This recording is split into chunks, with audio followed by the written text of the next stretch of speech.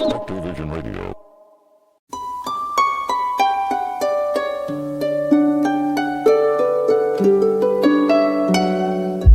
Welcome to Gods, Ghosts, and UFOs, everybody. The biggest podcast in the universe.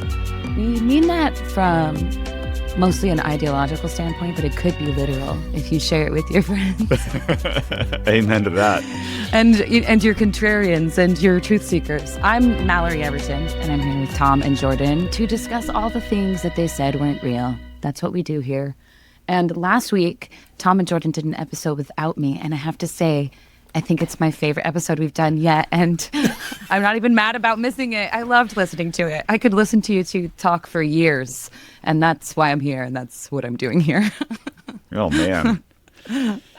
I heartily disagree. I think that your absence was a real stain on that episode, but I'm glad you liked it. I loved it. There are several massive holes that I would love to plug at some point, and one of them is there were no follow-up questions about the fact that Tom has discovered the person who he was in a past life, and we didn't hear the story. I tell you what, I will give you that information to the extent that I know it, but not on air, not on mic. That's I appreciate that. It's actually kind of private. Totally. I wondered whether or not I should even share that information at all, but what the hell, right? But I'll tell you guys because you're my friends, but I'm not ready to. Could that potentially be like our next paywall episode where if people want to No, it's me telling my friends and not other people. Well, people who give us money are our friends, Tom. Do you not understand this dynamic? No, I don't. Full respect, Tom.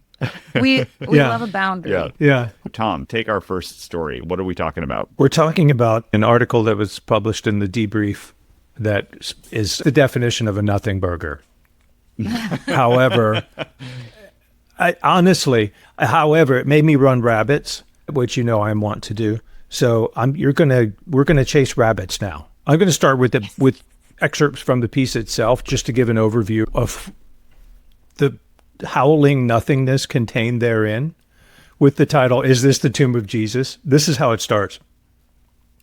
Archaeologists are uncovering evidence of a 2,000-year-old agricultural activity beneath one of Christianity's holiest sites, which experts say align with descriptions in the Gospel of John long associated with the tomb of Jesus.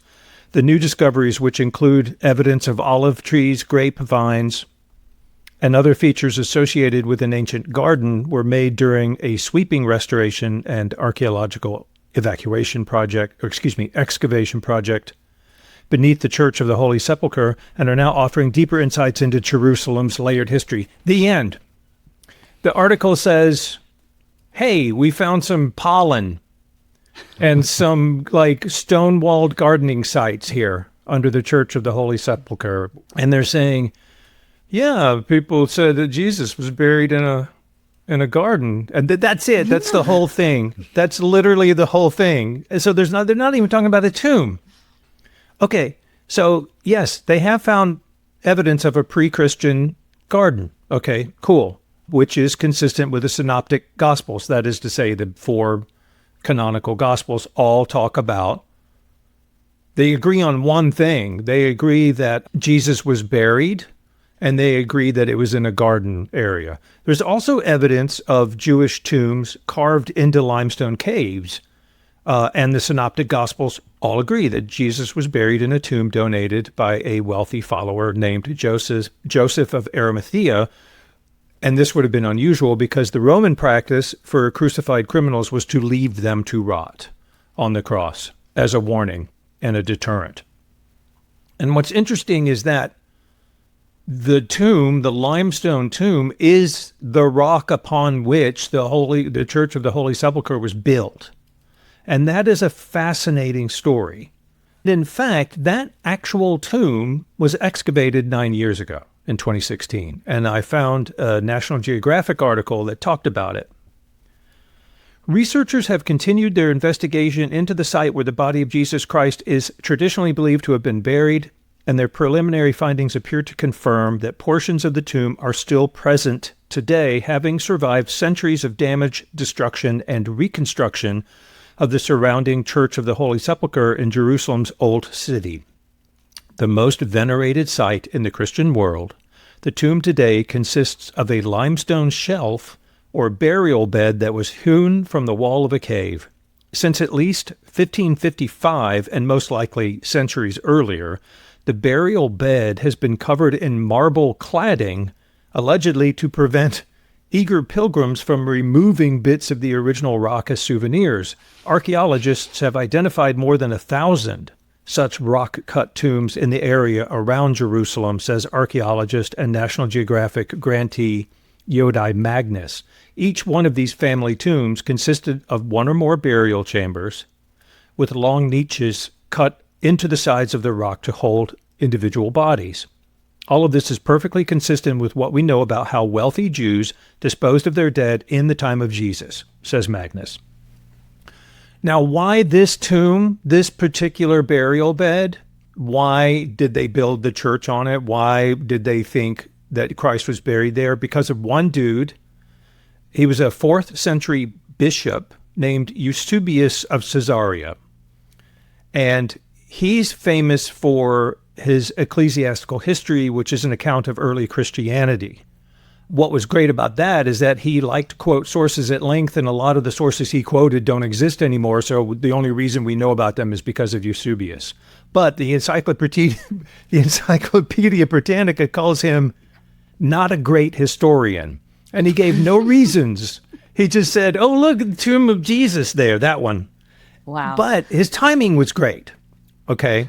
Because he identified the burial tomb of Christ at the precise moment that the newly converted Christian Roman Emperor Constantine was demolishing a temple to Aphrodite that Hadrian had built to deter Christian worship of the site or Christian veneration of the site, and was building the Church of the Holy Sepulchre. So his timing was good. However, this is not the only place that people think Jesus is buried. There are many others. One is called the Garden Tomb. It's also a rock-cut tomb in Jerusalem, cut sometime between the 8th and 7th centuries BC, and it was unearthed in 1867. One is called the Talpiot Tomb, another rock-cut tomb discovered in 1980 about 3 miles south of the Old City. It contains 10 ossuaries with 6 carved epigraphs. One of those epigraphs is alleged to read Yeshua bar Yehoseph, which means Jesus, son of Joseph, but it's barely legible, and that reading is hotly debated. There's a place called Rosa Bal, which is a shrine located in Srinagar, Kashmir. And locals believe that a sage named Yuz Asaf is buried there, and the shrine was relatively unknown until the founder of the Ahmadiyya movement, Mirza Ghulam Ahmad, claimed in 1899 that it was the tomb of Jesus, and which is maintained by his followers today, but it's rejected by the local Sunni caretakers of the shrine, most of whom say the theory that Jesus is buried anywhere on the face of the earth is blasphemous in Islam.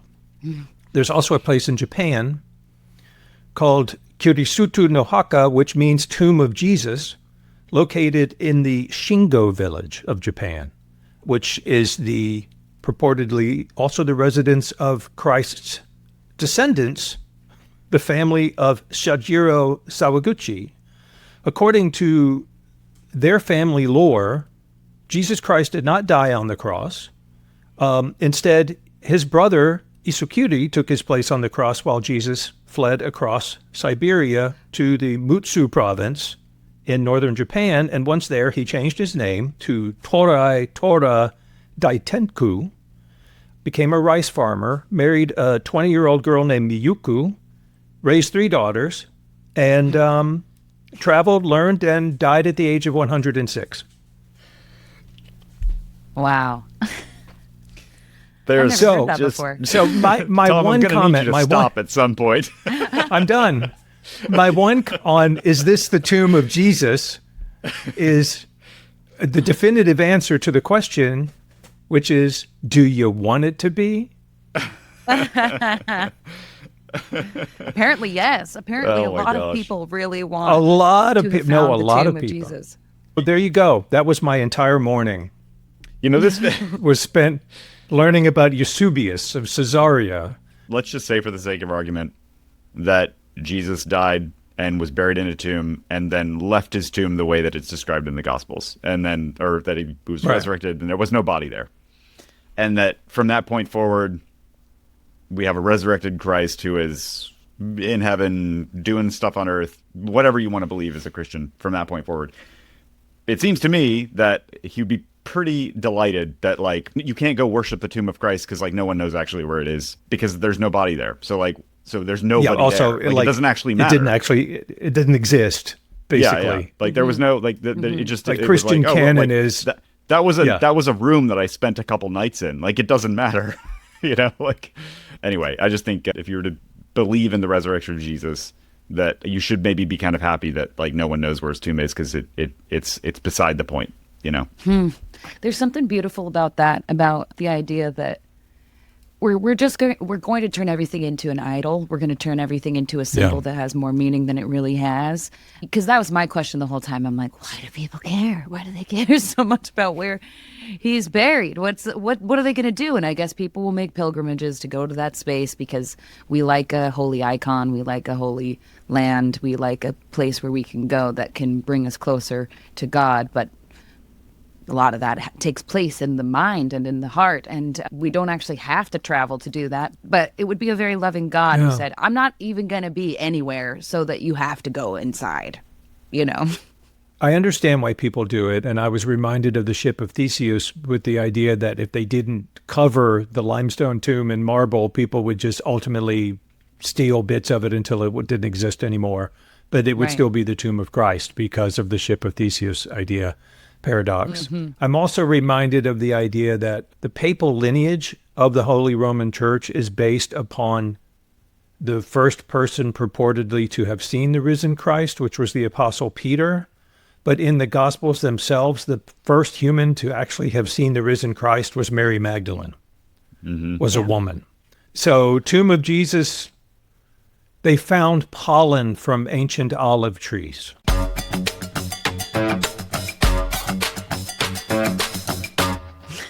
All right, moving on to the next story.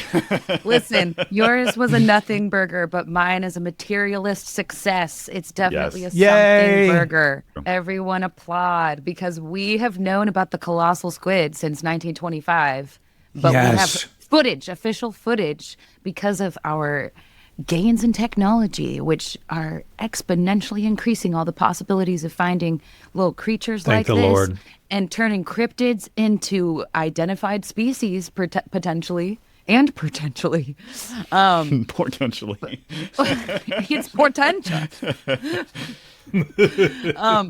So the Colossal Squid, we've known about it since 1925. We've seen them and cataloged them and captured them. And there's even one, a dead one, in a museum in New Zealand. And there's this quote from the article from Dr. Kat Bolstad from Auckland University of Technology. She said, "For 100 years, we have mainly encountered them as prey remains in whale and seabird stomachs." And now we have footage because they have this little rover, they call it Sub-Ashton, which is pretty cute. And it was 600 meters deep off the coast of the Sandwich Islands. And this was commissioned by the Schmidt Ocean Institute. And we have the first confirmed footage of the Colossal Squid. And it's a little baby one, which means, this footage, have you guys seen it? It's so beautiful. Not blurry. I'm trying. It's so beautiful. I'm trying to watch it. But is it on that site? It's on the article. Yeah. You could probably also just Google Colossal Squid footage and you'll find it because it's popping right now. I mean, this thing is a movie star. It's amazing. It has these like iridescent reflective eyes, so it's like self-lit in the darkness of the sea, and its body is transparent, so it's like a big soap bubble and you can see all of its organs inside. I mean, marry me. It's like, it's as far as like, we talk about how annoying it is to have like blurry footage and not really be able to tell what something is, whether it's, an alien or UFO or a cryptid. And this footage is amazing. So I only hope for more. I know, right? It's kind of spiritual, really. And this one's a baby, so apparently they become opaque as they mature. The one thing you can't really get from the footage is size. It's like 30 centimeters. But the big ones can be up to 46 meters or meters. Sorry, that's going to be disappointing. Edit that. Wow. It's 46 feet. It's 46 feet. Still big, big. So disappointing. 46 feet long. So 46 feet is a bus. Yeah, it's a big bus. guy. You have to think about what it would be like to be next to that thing in the ocean. I would prefer not. No, because then I would be the dark spot inside the translucent body of the fucking... The idea here is that our tech is getting so good that it feels like we're on the edge of every type of awakening. We're learning more about the truth of our planet and the truth of our experiences all across the board. That is what we're discussing on this podcast. And it's kind of exciting to say this stuff is going to stories are going to turn into fact. And that's going to be happening a lot. And we're just going to have to be along for the ride. And that's how I feel looking at this, like very excited for confirmation of things, not because we have to have exact truth. I think uncertainty and ambiguity is actually important for our development as creatures. But I also think that being in this together, we kind of need some shared milestones to be able to move forward. So I think it's cool. My takeaway here is that we knew about the Colossal Squid for 100 years before we got footage of it. You don't need to make any other case that we have very little knowledge of what's going on in the ocean than to know that something exists for 100 years without being able to see proof of it. Like, think about the number of things that could be in the ocean without us having any clue. One of the reasons it's been hard to find them is because they're sort of shy. Like, they don't necessarily want to be found or looked at or observed. Right. And if something doesn't want to be found or observed, it's going to be really, really hard to find and observe it. And if you think about how intelligent a squid might be, and it might be quite intelligent, but it's probably not more intelligent than human beings. It certainly doesn't have the technological capability that we do. So if you tried to imagine beings that had at least or greater intelligence than we do, like, we'd never find them unless they wanted to be found. We couldn't hope to find them. And so are there intelligent beings in the ocean that know about us and that don't want to be found or discovered by us? Probably. Some huge percentage of UFOs, like, now people think are actually come from the ocean. One of my favorite movies when I was a kid was The Abyss. There may be a time in my life when it turns out that movie was more of a documentary. There are so many prophets of science fiction. In that newly released footage of the Tic Tacs from the USS Jackson, they talked about how those particular UAPs were multi-medium or something, where they'll go straight into the water, into the air, and come straight in back into the water without any, a lot of these things appear to come out of the water or be based in water. Yeah. I mean, what better place to hide? If you wanted to hide a bunch of stuff on Earth, like, where would you hide it? Well, I'd probably hide it in the ocean. Like, because we just don't have any prayer. Like, maybe, to your point, Mallory, like, our technology is advancing rapidly, but it's still like, we're still just leagues away from literal leagues. Yeah. From being under able the to sea. Yeah, yes. Exactly. 20,000. 20,000 leagues under the sea away from being able to really, really understand and catalog what's going on down there. I hope that the enlightenment of all of the cool stuff about the universe doesn't get boring because of, like, the rapid amount that we are trying to ingest all the time. That's my biggest fear right now. Boredom is a choice. And I would say maybe more accurately, boredom is a lack of choice. Boredom is the abdication of choice. You don't have to be bored if you choose not to be bored. If you just pay attention, if you just look at stuff and be like, this is so interesting. If you just appreciate what's in front of you, if you can make that choice, you will never be bored. But if you don't make that choice, if you sort of just like sit back and let like stuff just wash over you and expect and just demand and feel entitled to constant entertainment and dopamine activation, then you'll be bored by everything. There will be nothing that can entertain you. Even the ultimate UFO disclosure, right, where UFOs land on the White House lawn and aliens come out and shake hands with the president, like, give me 5 minutes and I'll be bored with that. There's no limit to how bored we can be if we don't choose not to be bored. So, yeah, Mal, we'll never be bored if we choose not to. Well, I'm glad you brought that up because I've got another 20 pages of research on the tomb of Jesus and, Let's go. and the DNA lineage of Joseph of Arimathea. Why don't we have you do a write-up on that on our Substack, Eusebius is, okay.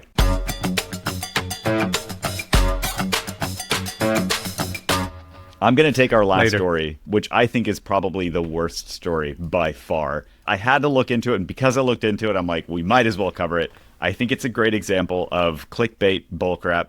I like the debrief. I think the debrief is a good publication. We go there a lot for the stories we want to cover. Like they do a lot of fun and interesting stuff. It's certainly better than the Daily lot of fucking Mail. clickbait too. They do a lot of clickbait. This is the worst offender. Oh, is there strange writing in the desert from satellite footage? Can we see and they have this snapshot image, this still image taken from this footage of satellite imagery of passing over this desert, and you're looking at it and you're like, yeah, that kind of looks like glyphs that are obviously giant because you can see them from space.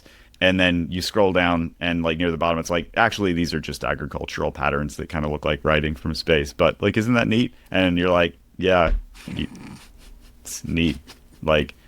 That's nothing. When this kind of thing gets published, we've had this conversation a couple times now, and I harp on this a lot, but where this kind of article, this kind of publication comes out as almost a way to make people less likely to believe in something like crop circles, right? Less likely to believe the people who claim that they've found interesting things, anomalous things, signs of civilization on images from Mars or the moon or whatever. And there's a lot of conspiracy theories around these surveillance that we've done on Mars and the moon, et cetera. And this type of story, to me, feels like sort of a contribution to the campaign against those kinds of conspiracies. So if you thought you saw something interesting in a satellite image, you were wrong. And in this case, 100%, it's just agricultural patterns. There's not alien writing in the sands of the desert. I don't know what else to say about it other than that, I didn't like the article. I didn't like that it got published. I wanted to talk about it because of the way it was kind of presented. But at the end of the thing, it just felt very dishonest to me.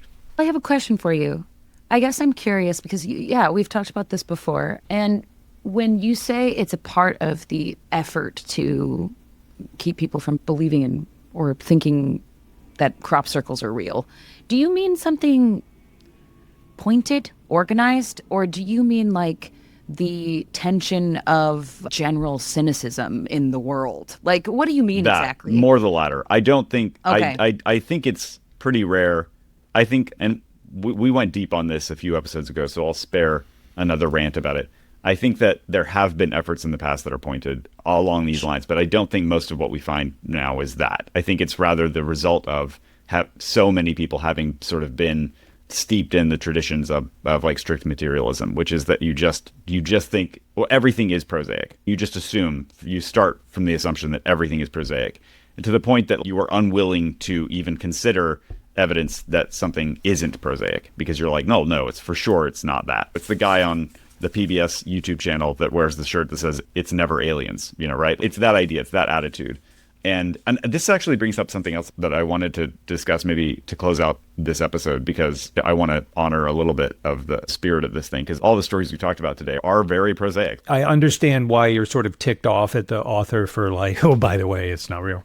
But it is an example of a common human predisposition or an effect, which is often trotted out to explain away everything, called pareidolia. And pareidolia is a phenomenon which takes place in our brain because we're pattern recognizing critters, in which a person sees or hears something significant in a random image or pattern. So, in other words, you see a tree that looks like it has a face on it, or a rock that looks like it's in the shape of a man, or you see the Virgin Mary in a grilled cheese sandwich, you know what I mean? Or you look at the moon and see the man in the moon. And this is what we do. We seek out these patterns, especially when it comes to recognizing faces, or it looks like there is a face, and there's, fun, Instagram accounts or whatever of faces and random things, right? And that phenomenon is called pareidolia. We do it all the time. It doesn't mean that maybe the thing isn't real or what we think it is, but it is a common sort of perception of things as resembling something that it is in fact not. So Yeah. it's a useful, especially for paranormal oriented people like us, we're going to run into this concept all the time. Absolutely. I actually think that I love having a word for it. I just wrote it down. I think that this idea is happening on the macro and micro. So it's happening within us all the time with ideas and beliefs and systems that we like. One of my favorite writers talks about using the Hegelian dialect to write characters who are first believing in an untrue thing, and then slowly, as they go through the course of the classic hero's journey, they learn the true thing. And so they're battling between thesis and antithesis until they actually crest into the truth. But that's what we do. That's what we have to do, because all we have is what we're handed to make sense of the world. And so it's very scary to go beyond. And so we kind of need to struggle with that tension. So we're doing it in our brains now. Like, I do it when I make an assumption about a stranger. Like, that's it happening. We're just also doing it on the macro as a society. Very true. Yeah. And I think the thing that irritates me about an article like this isn't that it highlights this phenomenon, but the way that it's presented, which is very clickbaity. For why? Because they knew that you would never click on this article. You would never care about this unless they had presented it in that way, which it feels like a bit of an exploitation of that thing that we do, right? So It's like there's exploitative. And this framing, like this way of presenting this thing, seems exploitative to me. I appreciate that take. Yeah. Same as, is this the tomb of Jesus? When none of that has anything to do with any of it. Exactly. I mean, I could see like back in 2016, people were like, well, here it is. Yeah. Is this the tomb of Jesus? That seems relevant. But like, we found a garden. So I mean, that stuff's annoying. But I think as people who have an interest in this kind of phenomenon, our entire history has been spent with it being turned into a ticketed ride or some kind of carnival sideshow or some amusing distraction or whatever. It's been marginalized and trivialized, and things like that continue, but it gives us an opportunity to separate wheat from chaff. Yeah. Well, and that's our only job. I always take comfort in that especially as a spiritual person, that my only job is honesty, actually, which is actually it feels connected to Jordan's comment about boredom, that if you give yourself to things fully, it doesn't mean that you're giving over like into full gullibility and surrendering to everything given to you. That means that you're giving it your full attention, which is another way of saying your full love. And the only way that we're going to be able to do this is by being completely honest when we smell bullshit too. Yeah. And it's a part of the process. That's one of the reasons I like doing this. I like that we're not trying to just make everything sound all gauzy. We say when we're frustrated that an article is doing what it's doing, and we try to kind of figure out what's happening with it. And that's our job. That's our job, is to just be honest, which is kind of a great job. It kind of takes off a lot of pressure. Amen to that. Amen.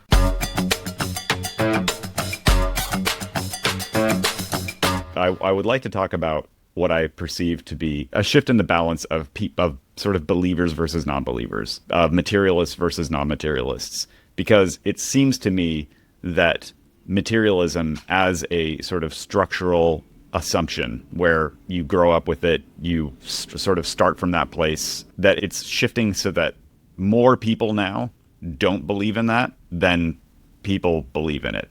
I think that people are starting to not buy it anymore. And I think that we still get from traditional media sources, from places that you would expect to hear sort of the consensus reality opinions, you still can see a lot of stuff that's debunking or overly skeptical or just assumes things from a certain sort of dead cosmology standpoint. But I think those voices are actually in the swiftly shrinking minority. And I think this is true, again, across all groups of people. So even if you're certainly among scientists, I think this is a rapidly shrinking demographic. And among political leaders, among opinion leaders, even among journalists, older legacy institutions change very, very slowly. And I think a lot of people write things or speak from the assumption that the majority still believes in this stuff, even though they personally don't. So I think that like you still can hear the echoes of like, it still seems like the thing is standing, but the foundations are gone. And I think we're witnessing right now that the whole thing's sort of starting to collapse in terms of this, like this consensus, broad consensus around, or it's a phantom now. It's not a consensus at all anymore.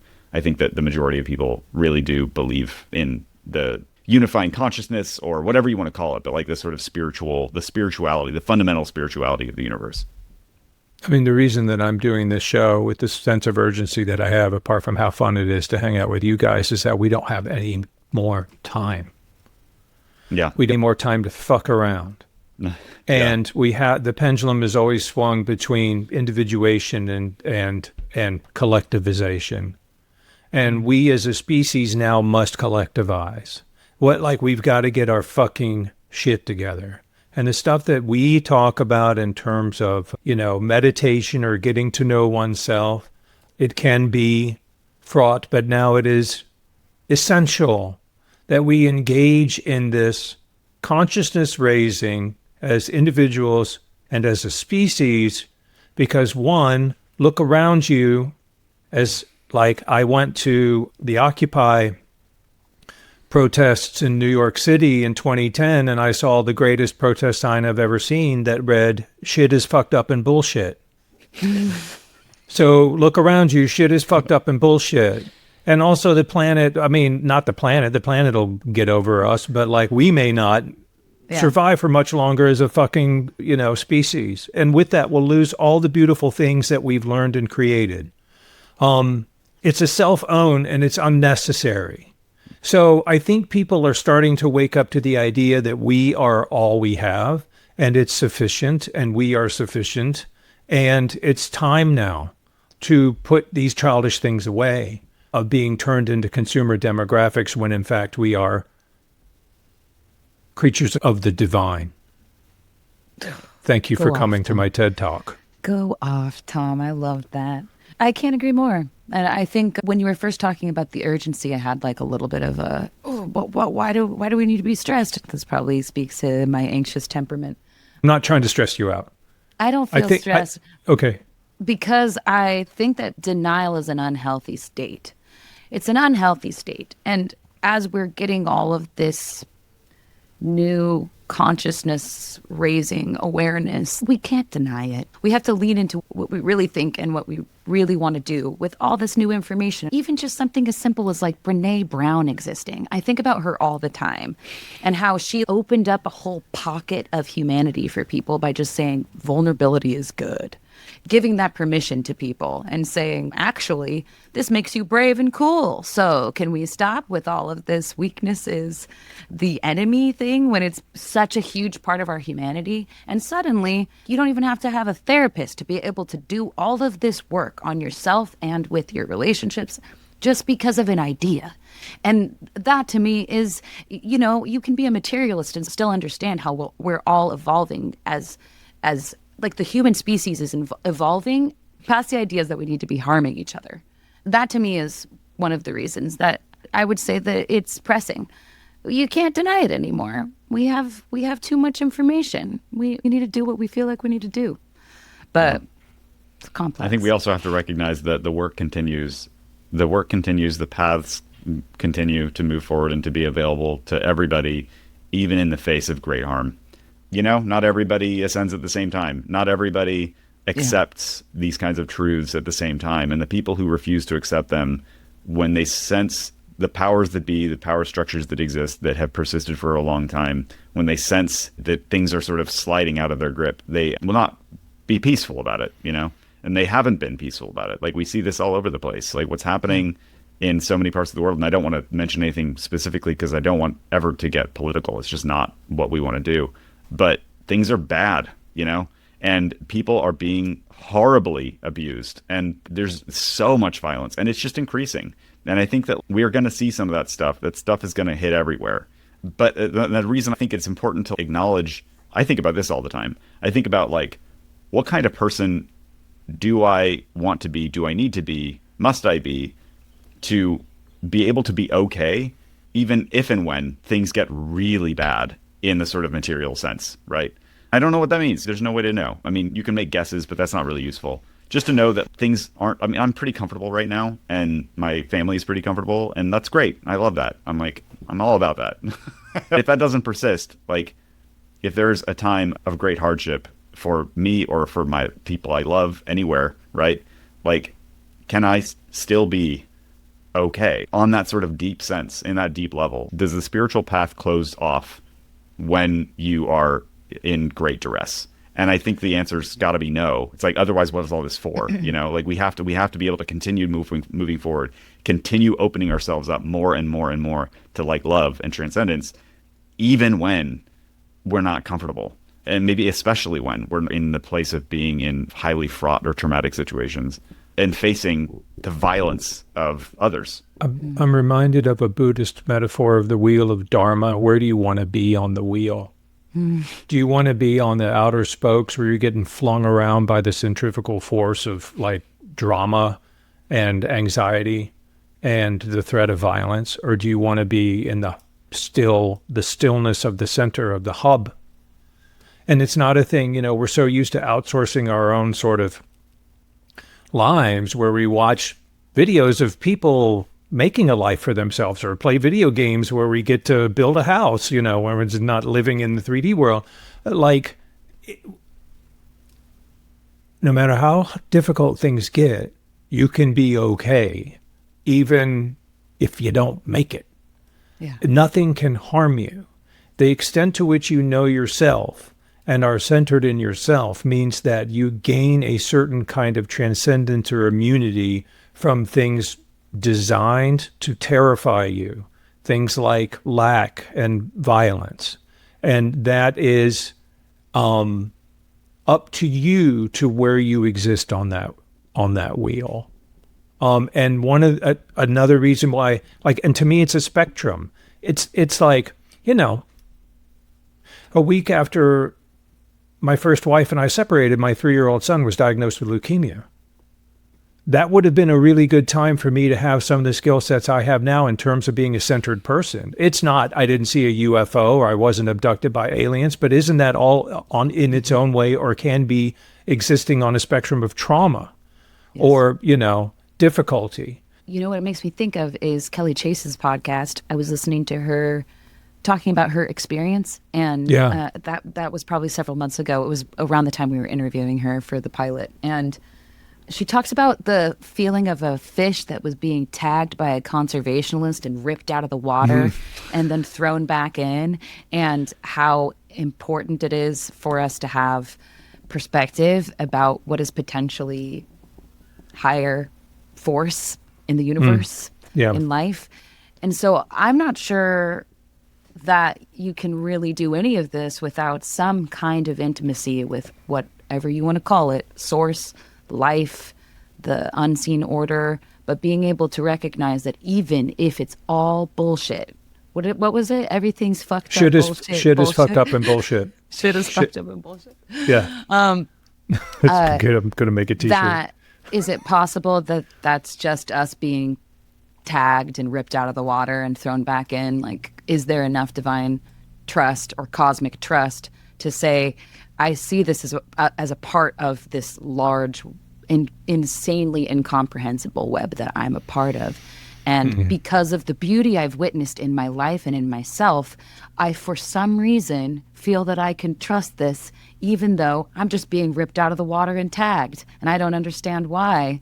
I feel like there's something there for even people who wouldn't call themselves religious in any way or spiritual in any way, that you develop a kind of trust with life, that the dots are connecting in reverse, that there seems to be some kind of kindness in the universe, and how time alone heals and helps you learn and change and transform. So even though we don't know anything, is it possible that it's because we don't need to? There's a card in the major arcana of the tarot deck called the Tower. Ah, yes. I'm familiar. Right. And what that means is not only that there's imminent sort of catastrophe or surprising, shocking, and negative developments. What it means to me is that structures built on shifting sands cannot abide. And the tower, which falls and which is traumatic, must fall, because then it makes space for the new thing, the more sturdy thing to be built. It's catastrophic when it happens because you're comfortable in that structure. It's like the Neil Young song, "Don't let it bring you down. It's only castles burning." Just find someone who's turning and you will come around. So when the tower comes, it comes because it must. It comes because it's almost a herald of the better thing, which will take its place. So yes, scary, right? Yeah.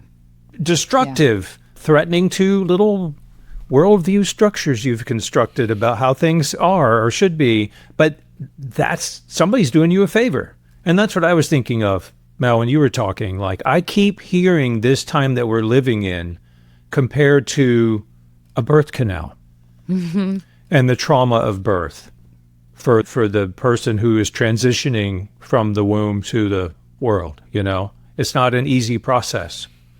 And it involves moving away from the thing that you know in a way that is shocking. Yeah. But look what you get. Jordan just saw it happen. You get to be alive. Yeah. Which is and pretty you get great. to see your mother's face. I mean, there's something. Yeah. Yep. There's a lot in that metaphor. I'm going to be thinking about that for a while, actually. Well, now it's time to wrap up. I want to tell our listeners and our audience the stuff that we want from them. Yes. Which, first of all, Social security numbers. Yeah. This is our if you could just give us your transaction. personal identifying information, that would be great. If you haven't yet, go subscribe on Substack, because that really is the easiest way to keep in touch with us and the best way to support us with actual money, if you want to, if you can afford to. There are bonus episodes. There will be more. We are going to be doing a few virtual hangouts in the future, and also it will help us make the show better, which would be great. Please review the podcast if you get a chance. We're new. We're invisible. If you just take a few seconds to even just drop a rating, it really helps other people find the show, which would be great. So please do that if you like it.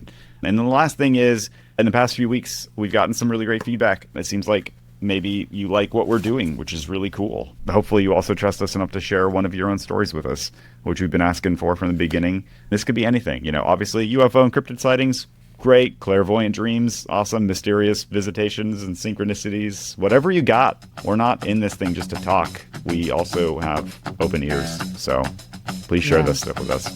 If it interests you, it'll probably interest us, because we're not bored and we're not boring. That's right. I think it's time to say goodbye and look forward to next week. So goodbye, and I look forward to next week. Yes, me too.